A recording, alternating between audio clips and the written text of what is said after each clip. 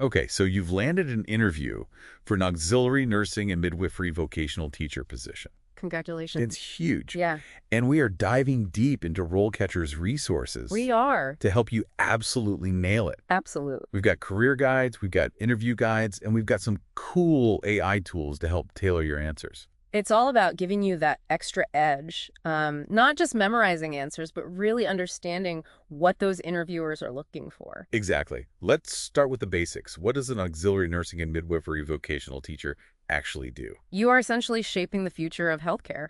Ooh, I like that. Yeah. Think lesson plans, lectures, hands-on demonstrations, guiding individual students and evaluating their progress.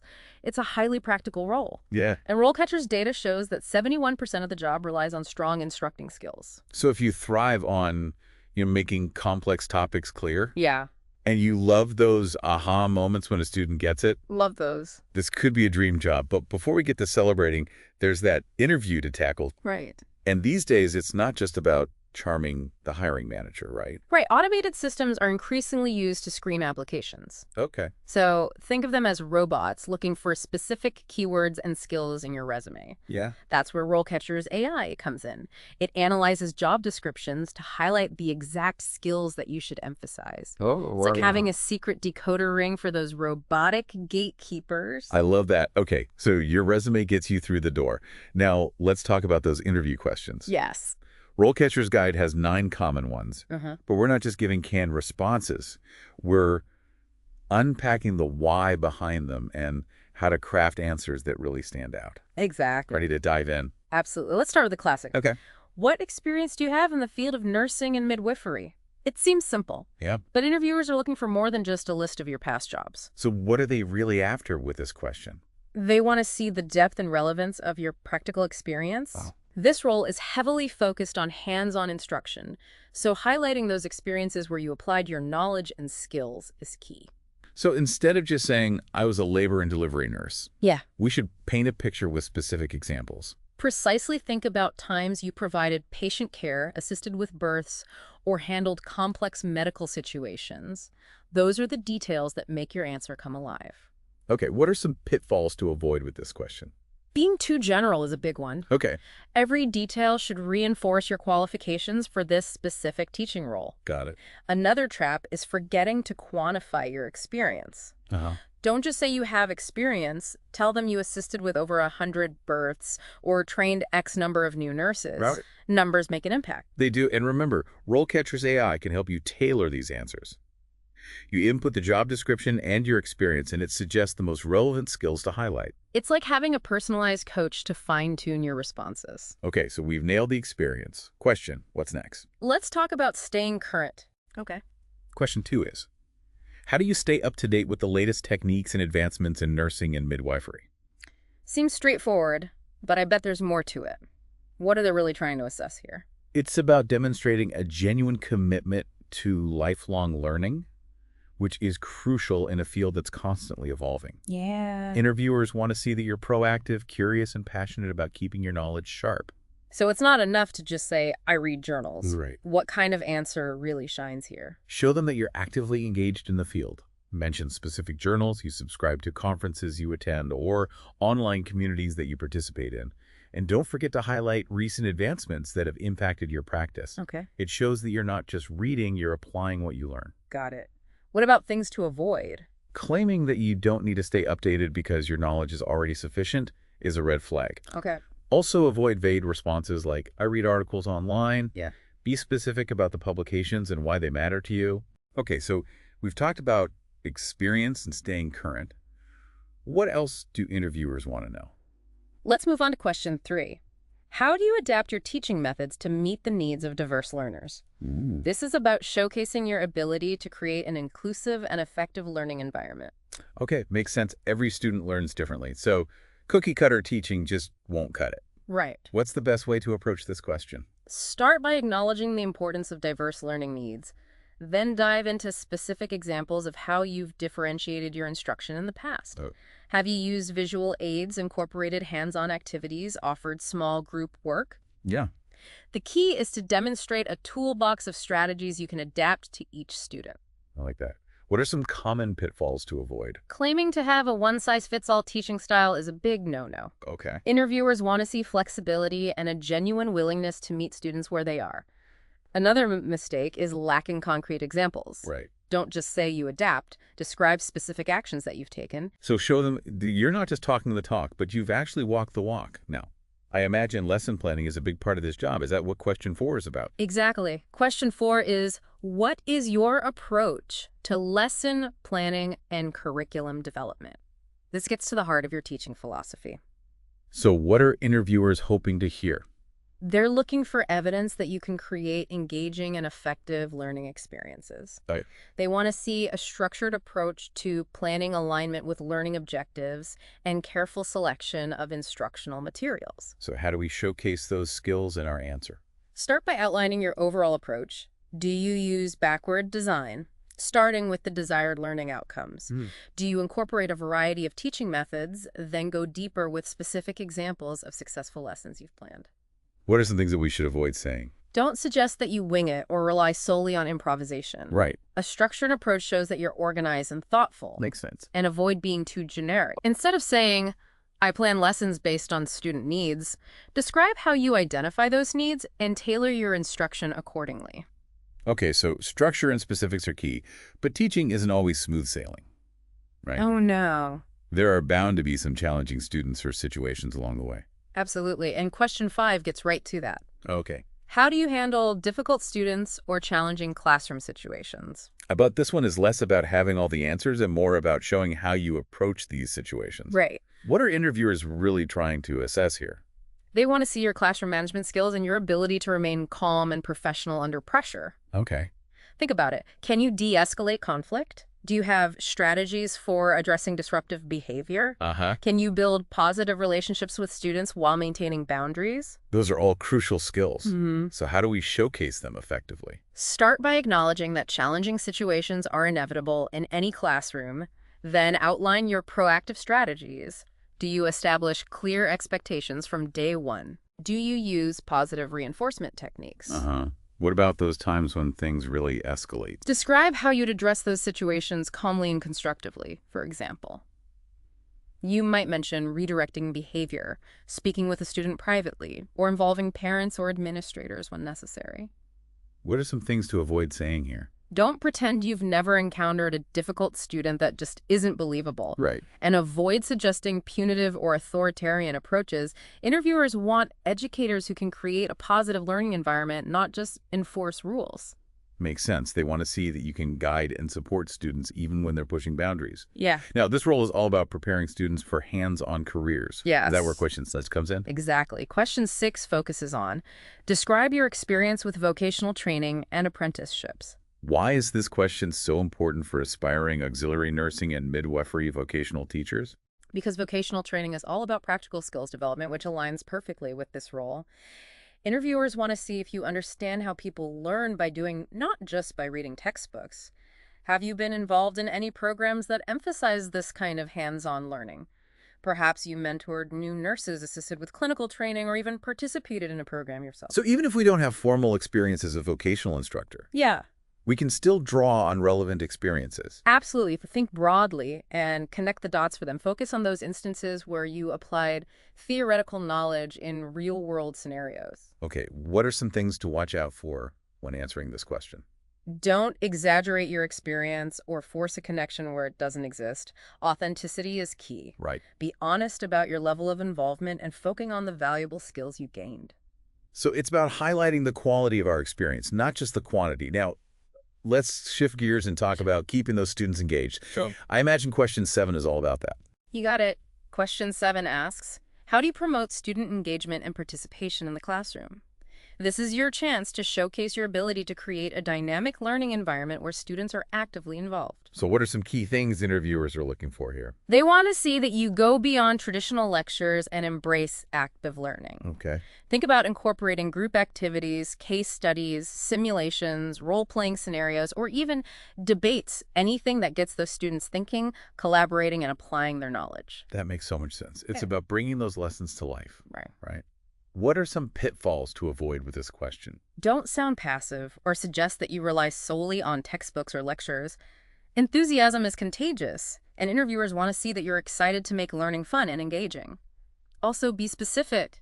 Don't just say you make learning fun. Describe specific activities and explain how they promote engagement. So show them you've got a bag of tricks up your sleeve. Yes. To keep those students on the edge of their seats. Yes. Now, how do we know if all this engaging teaching is actually working? That's where question 8 comes in. How do you assess student learning and progress? This is about demonstrating your understanding of assessment methods and your ability to provide valuable feedback. I imagine they're looking for more than just, I give quizzes and exams. Right. What kind of answer really impresses here? Show them that you use a variety of assessment tools beyond just traditional tests. Think quizzes, exams, presentations, projects, case studies, practical demonstrations, even self-assessments.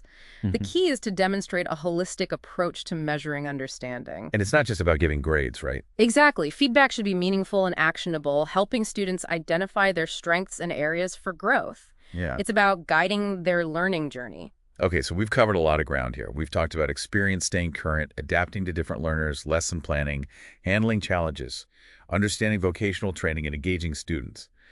But there's one crucial aspect we haven't touched on yet: inclusivity. You're absolutely right, and that's precisely what question 9 is all about.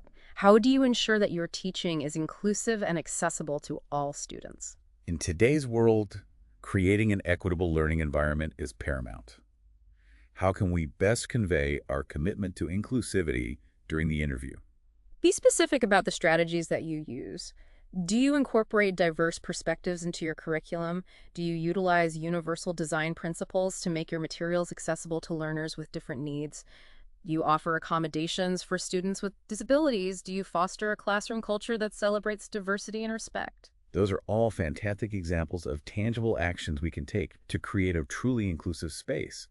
What are some common pitfalls to avoid with this question? Avoid vague language like, I treat everyone equally. Okay. Instead, show that you understand how individual students might experience a learning environment differently and that you're prepared to address those differences thoughtfully. Also be genuine. This is not the time to be defensive or dismissive. This is your chance to showcase your authentic commitment to creating a welcoming and equitable learning environment for all students. Okay, so concrete actions and a genuine commitment are key. And remember, RoleCatcher's AI can help you personalize your answers to highlight your specific strengths in this area.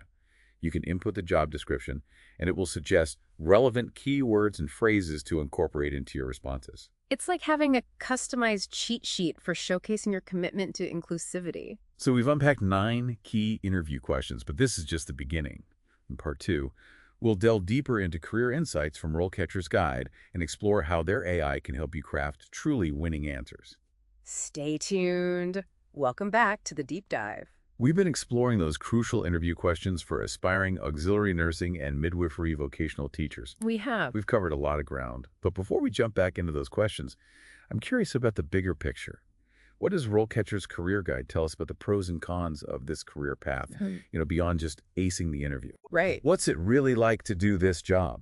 That's a great question, and it's smart to think about this now before you even step into the interview room. Yeah? RoleCatcher's Guide highlights some really encouraging aspects. Okay. First off, job stability is high. That's music to my ears in today's world. Knowing you're in a secure and in-demand field is a huge plus. Absolutely. And beyond just a steady paycheck, this role offers the incredible opportunity to make a real difference in students' lives. Yeah. You're shaping the next generation of healthcare professionals, those who will care for patients and bring new life into the world. Wow. That's pretty powerful stuff. Talk about finding a career with purpose. Yeah. But let's be realistic. No job is perfect. Yeah. What are some potential downsides we should be aware of? The career guide does mention that career advancement opportunities within this specific role might be limited. Okay. And the potential for high stress and workload is definitely something to consider. Yeah, those are important factors to weigh. So what can we do to mitigate those downsides? Yeah. Is there a way to climb the career ladder, even if it's not within this exact role? One strategy is to focus on continuous learning and professional development.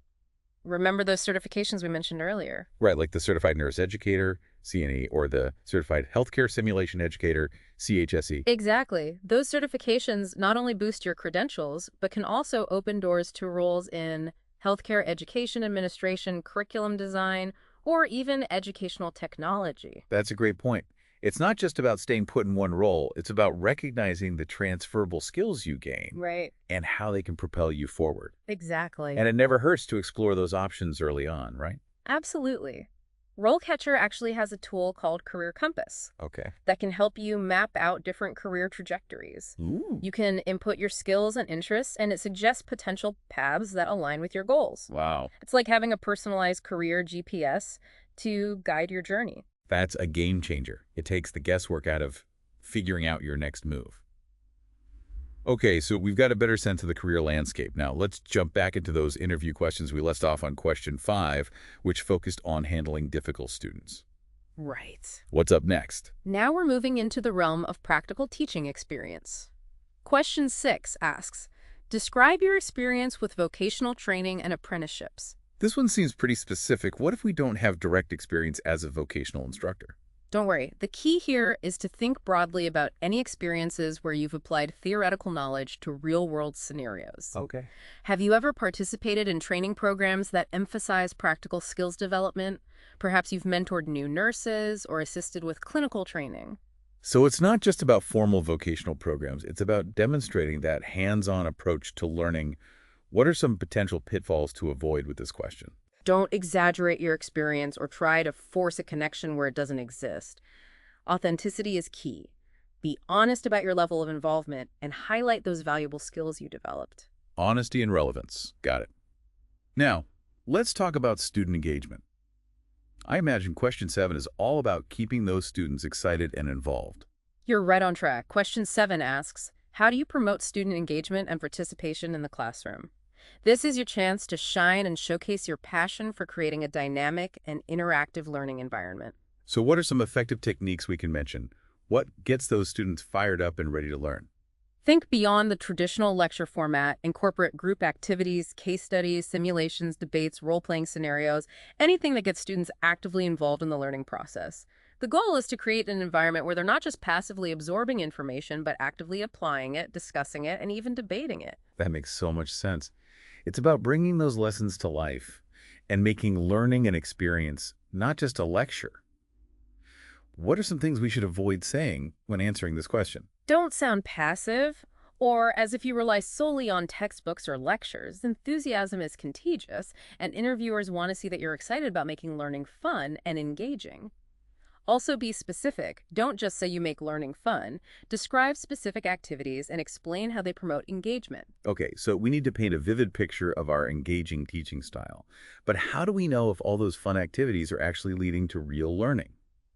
I'm guessing that's what question 8 is all about. Exactly. Question 8 gets right to the heart of assessment. How do you assess student learning and progress? I have a feeling they're looking for more than just, I give quizzes and exams. What kind of answer really impresses here? Show them you've got a diverse toolkit of assessment methods. Think quizzes, exams, presentations, projects, case studies, practical demonstrations, even self-assessments, and explain why you choose those methods. Do they align with specific learning objectives? Do they offer different ways for students to demonstrate their understanding? So it's about being strategic and thoughtful about how we measure learning. Yeah. And it's not just about giving grades, right? Absolutely not. Feedback is a crucial part of the learning process when you talk about assessment. Highlight how you provide constructive feedback that helps students identify their strengths and areas for growth. Okay, so we've covered a lot of ground here. We've talked about experience staying current, adapting to different learners, lesson planning, handling challenges, understanding vocational training, engaging students, and assessing their progress. But there's one crucial aspect we haven't touched on yet: inclusivity. You're absolutely right, and that's precisely what question 9 is all about. How do you ensure that your teaching is inclusive and accessible to all students? In today's world, creating an equitable learning environment is paramount. How can we best convey our commitment to inclusivity during the interview? Be specific about the strategies you use. Do you incorporate diverse perspectives into your curriculum? Do you utilize universal design principles to make your materials accessible to learners with different needs? Do you offer accommodations for students with disabilities? Do you foster a classroom culture that celebrates diversity and respect? Those are all fantastic examples of tangible actions we can take to create a truly inclusive space. What are some common pitfalls to avoid with this question? Avoid vague language like, I treat everyone equally. Instead, show that you understand how individual students might experience the learning environment differently and that you're prepared to address those differences thoughtfully. Also, be genuine. This is not the time to be defensive or dismissive. This is your chance to showcase your authentic commitment to creating a welcoming and equitable learning environment for all students. Okay, so concrete actions and a genuine commitment are key. And remember, RoleCatcher's AI can help you personalize your answers to highlight your specific strengths in this area. You can input the job description, and it will suggest relevant keywords and phrases to incorporate into your responses. It's like having a customized cheat sheet for showcasing your commitment to inclusivity. So we've unpacked 9 key interview questions and even explored some valuable career insights along the way. But there's still more to uncover in part 3. We'll delve into some broader questions that might not be explicitly asked in the interview, but are crucial for your long-term success in this role. Stay tuned for more insights and strategies to help you thrive as an auxiliary nursing and midwifery vocational teacher. Welcome back. We've been prepping you for that big auxiliary nursing and midwifery vocational teacher interview. We have. We've tackled those tough questions.